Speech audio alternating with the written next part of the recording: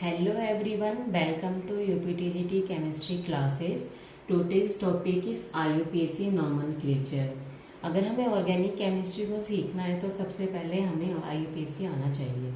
अगर हमें IUPAC नहीं आती तो फिर हम आगे ऑर्गेनिक केमिस्ट्री पर मूव नहीं कर पाएंगे। IUPAC का मेन फोकस है कि कार्बनिक यौगिक का नाम, मतलब उनका नाम क्या है। अगर हमें ऑर्गेनिक कंपाउंड्स की नेमिंग ही नहीं पता होगी तो हम फिर आगे कैसे मूव करेंगे। तो मैं आपको इसको ज़्यादा बेसिक्स में तो नहीं जा रही हूँ कि IUPAC की फुल फॉर्म क्या है और IUPAC किसने दिया, कैसे, वो सब एग्ज़ाम पॉइंट ऑफ व्यू से इम्पोर्टेंट भी नहीं है और इतना आप लोगों को बेसिक्स की जानकारी होगी। और अगर नहीं है तो आप लोग मुझे कमेंट सेक्शन में एक बार लिख के बता देना, मैं उसी बेसिक से फिर कंटिन्यू करूँगी। पर मैं उम्मीद करती हूँ अगर आप टीचर के एग्ज़ाम दे रहे हैं तो इतनी नॉलेज आप लोगों को होगी। मैं इतना पढ़ाऊँगी कि आपका एग्ज़ाम पॉइंट ऑफ व्यू से बस क्वेश्चंस हो जाएं आपके, ठीक है। तो अब बात कर लेते हैं IUPAC नॉमेनक्लेचर की। तो IUPAC को अगर हमें किसी चीज़ का नाम देना है, IUPAC की हमें नीड इसलिए कि ऑर्गेनिक कंपाउंड्स का नाम देने के लिए हमें एक पद्धति की ज़रूरत हुई। जैसे कि हम अपना हमारा खुद का एक नाम होता है, हमारी खुद की एक पहचान होती है अपने नाम से, ऐसी ऑर्गेनिक कंपाउंड्स को सीखने के लिए IUPAC की ज़रूरत पड़ी। तो IUPAC को हम कैसे कार्बनिक यौगिक का नामकरण कैसे करेंगे, उसके लिए हमें 3 रूल का मैंने लिखे हैं यहाँ पर। सबसे पहले selection rule, second number numbering rule और PWS को आपको अभी नहीं सोचना है कि ये क्या है, ये मैं आने वाली लेक्चर में आपको इन डिटेल बताऊंगी ये क्या चीज़ लिखी है मैंने। तो सिलेक्शन रूल और नंबरिंग रूल, नंबर देना, सिलेक्शन करना और PWS। तो पहले आज की लेक्चर में हम बात करेंगे सिलेक्शन रूल के बारे में, ये सिलेक्शन रूल क्या है। अब आपके मन में क्वेश्चन आया होगा, सवाल आया होगा कि मैम ने क्या लिखा है कि सिलेक्शन रूल। तो सिलेक्शन मन में क्वेश्चन आया तो सिलेक्शन का मतलब होता है किसी सेलेक्ट करना, मतलब सिलेक्शन करना मतलब किसी चीज़ का चुनाव करना। अब किस चीज़ का चुनाव करेंगे हम, तो वो ऑर्गेनिक कंपाउंड्स में, किस में करेंगे चुनाव, ऑर्गेनिक कंपाउंड मतलब कार्बनिक यौगिकों में, कार्बनिक यौगिक में मेन पेरेंट चेन मतलब मुख्य श्रृंखला का चुनाव, मेन पेरेंट कार्बन चेन। हम यहाँ पर मेनली जो बात करेंगे वो कार्बन चेन की ही करेंगे, ठीक है। कार्बनिक यौगिक का मतलब कार्बन चेन से ही करेंगे यहाँ पर, ठीक है। तो मुख्य कार्बन श्रृंखला का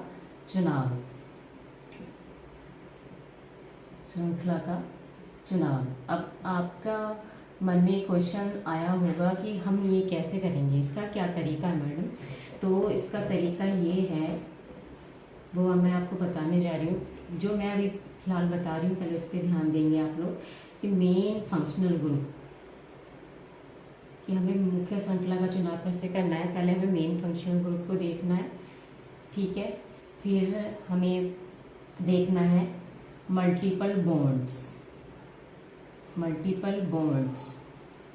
देन हमें देखना है नंबर ऑफ कार्बन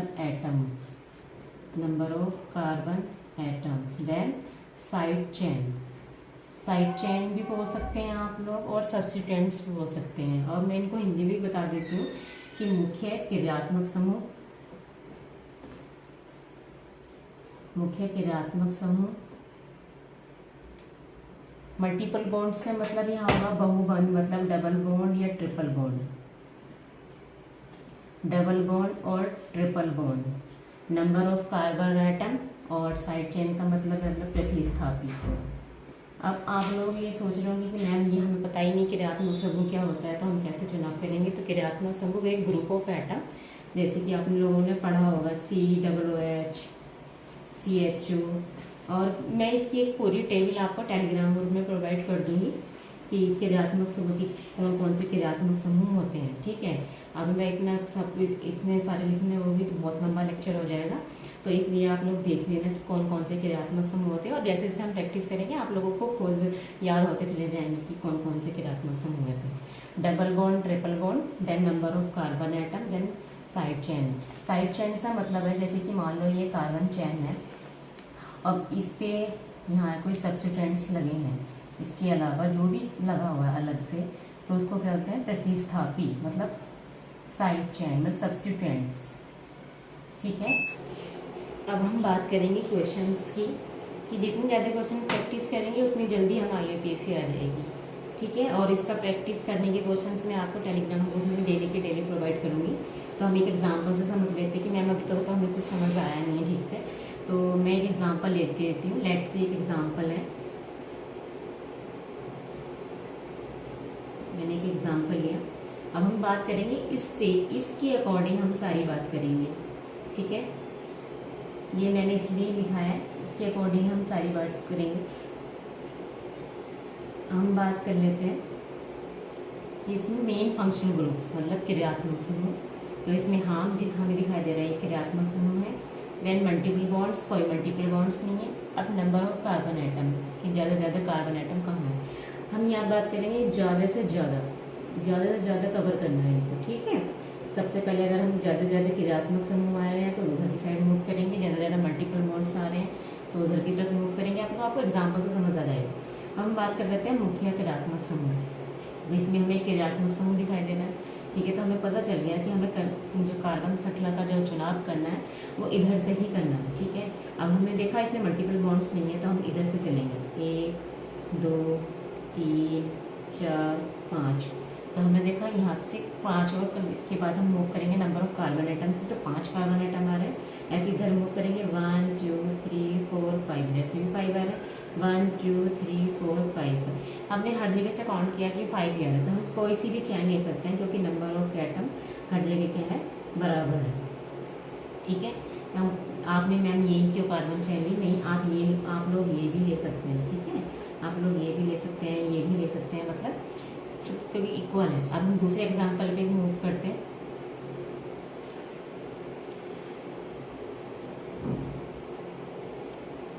अब बात करते हैं, इसी से देखेंगे हम मुख्य कार्बन क्रियात्मक समूह है, कोई नहीं है। फिर उसके बाद मूव करेंगे मल्टीपल बॉन्ड्स, हाँ दिखाई दे रहे हैं मल्टीपल बॉन्ड्स, तो हम इधर से ही कार्बन चेन को इधर से ही मुख्य कार्बन श्रृंखला का चुनाव करेंगे।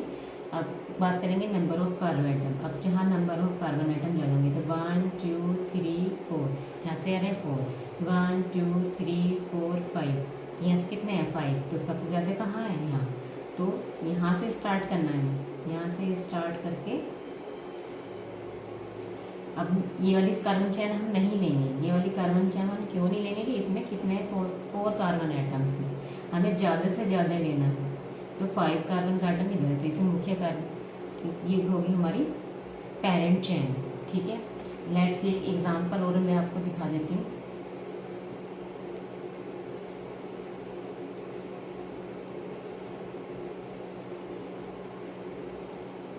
अब किधर से करें नंबरिंग, इधर से करें इधर से करें, आप किधर से भी कर सकते हैं क्योंकि हमें दिख रहा है कि इसमें क्या है, फंक्शनल ग्रुप है। और फंक्शनल ग्रुप अगर हम इसमें दिखाई दे रहा है, इधर भी दिखाई दे रहा है, इधर भी दिखाई दे रहा है, तो हम इधर से भी स्टार्ट कर सकते हैं, उधर से भी स्टार्ट कर सकते हैं। बस हमें बात करनी है मल्टीपल बॉन्ड जिसमें है नहीं।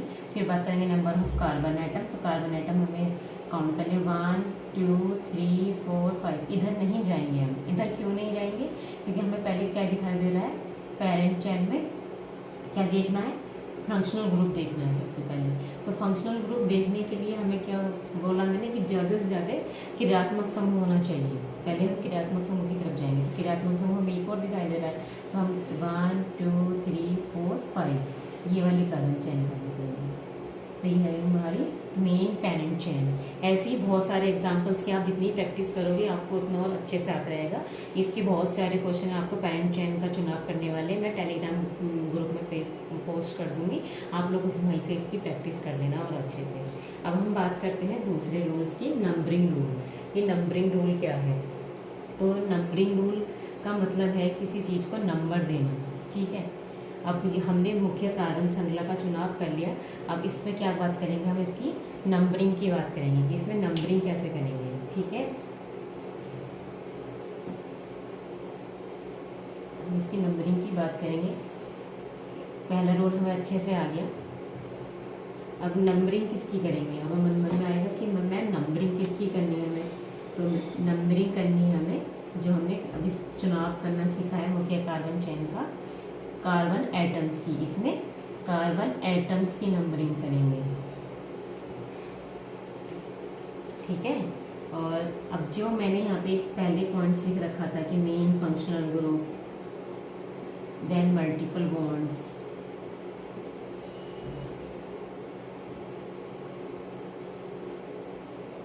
Then side chain.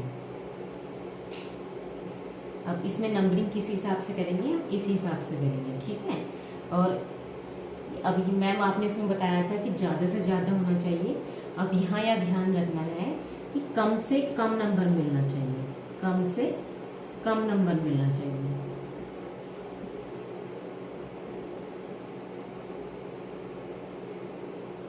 कम से कम नंबर मिलना चाहिए। जैसे मेन फंक्शनल ग्रुप है उसे सबसे कम नंबर मिलना चाहिए। ठीक है। देन मल्टीपल बॉन्ड्स, फिर साइड चेन्स। मैं आपको एक एग्जांपल से समझाती हूँ। जैसे मैंने एक एग्जांपल लिया,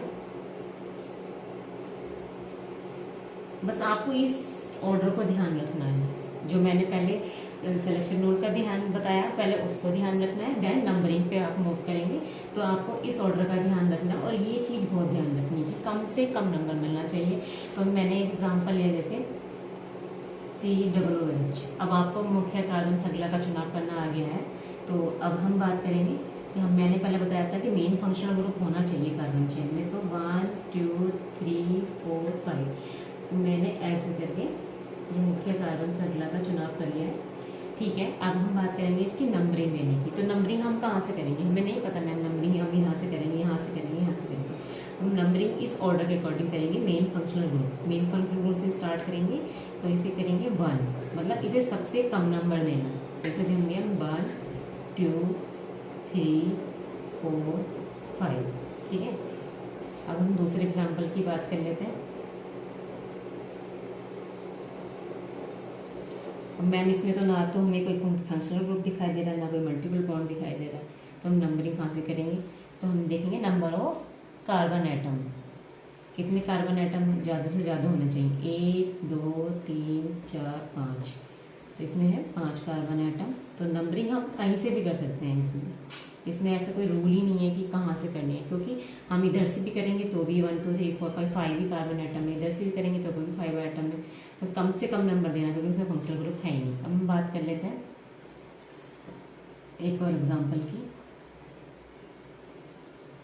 अब नंबरिंग कहाँ से करेंगे मैम, इसमें तो कोई फंक्शनल ग्रुप नहीं है। अब मल्टीपल बॉन्ड्स है ना, तो मल्टीपल बॉन्ड्स नंबरिंग करेंगे। ये वाली कार्बन चेन क्यों नहीं ली, वो मैंने आपको पहले भी बता दिया कि जहाँ नंबर ऑफ कार्बन आइटम ज़्यादा होंगे उस पेरेंट चेन का चुनाव करेंगे। पहले पेरेंट चेन का चुनाव किया, फिर उसके बाद नंबरिंग करेंगे। तो 1 2 3 4 5। होप कर आशा करती हूँ आपको इतना समझ आ गया होगा कि नंबरिंग कैसे करनी है, और फिर पहले इसका सिलेक्शन कैसे करना है, फिर इसकी नंबरिंग कैसे करनी है। नंबरिंग की प्रैक्टिस के लिए भी मैं आपको टेलीग्राम ग्रुप में क्वेश्चंस दूंगी, और सिलेक्शन रूल की पेरेंटिंग चेन कैसे सिलेक्ट करनी है उसके भी बहुत सारे क्वेश्चन आपको ग्रुप में प्रोवाइड करूंगी। जितनी आप प्रैक्टिस करेंगे IUPAC को, आप उतनी आपकी IUPAC अच्छी होती चली जाएगी। ठीक है। अब हम बात कर लेते हैं अपने थर्ड रूल की कि मैम ये PWS है क्या, हमें तो कुछ समझ आया नहीं। तो PWS, P का मतलब है प्रीफिक्स, हिंदी में आप लोग इसे अनुलग्न कह सकते हैं। वर्ड रूट, W का मतलब है वर्ड रूट, और S का मतलब है सफिक्स। IUPAC को लिखने के लिए हमें इन 3 चीज़ों की जरूरत होगी कि मैम ये है क्या, हमें तो कुछ समझ ही नहीं आया। तो मैं एक एक करके आपको सब बता देती हूँ कि प्रीफिक्स, वर्ड रूट और सफिक्स, अनुलग्न, और इसमें पूरे वर्ड रूट का एक 4 टाइप का होगा। ठीक है। IUPAC को लिखने के लिए सबसे पहले हमें सिलेक्शन रूल, फिर नंबरिंग, फिर WS। अब इसकी बात हम करेंगे नेक्स्ट लेक्चर में, क्योंकि ये लेक्चर बहुत लंबा हो गया। Thank you everyone. Like, share and subscribe to my channel for more videos.